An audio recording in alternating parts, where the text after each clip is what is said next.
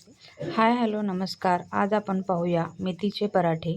अगोदर आपण मेथीची भाजी छान अशी बारीक बारीक चिरून घ्यायची आहे.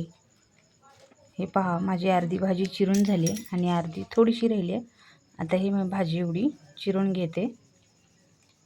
मेथीची भाजीला अगोदर छान असं नीट करून घ्यायचं आपल्याला, आणि अख्खी जर अशीच ठेवली तर ते आपल्या दाताखाली येते.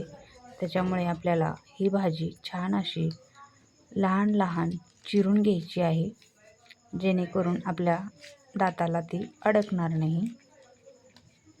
चला तर आपण हे सर्व भाजी पटापट चिरून घेऊया लहान लहान.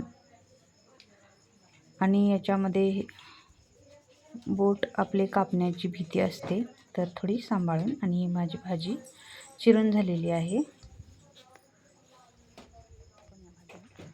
ही भाजी चिरून झाली. आता ह्या भाजीला आपण स्वच्छ धुवून घेऊया.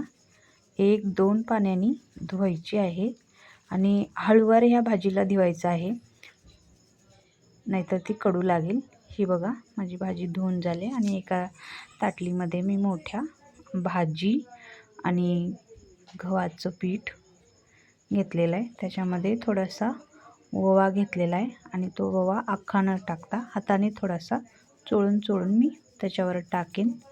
आणि याच्यामध्ये आता थोडी आपण हळद टाकूया. छान पिवळे पराठे आपले दिसतील.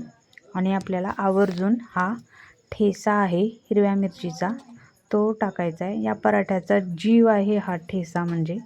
आणि आपल्याला तो ठेचा याच्यामध्ये टाकून घ्यायचा आहे आणि चवीपुरतं मीठ टाकूया. आणि हे मिश्रण छान असं घट्टसर असं, जास्ती घट्ट नाही आणि जास्ती सैल असं नाही, छान असं पीठ आपण आता याचं मळून घेऊया छान अशा पराठ्यासाठी. चला तर मंडळी, मी याचं पीठ मळून घेते आणि एक एक पराठा लाटून पण घेते.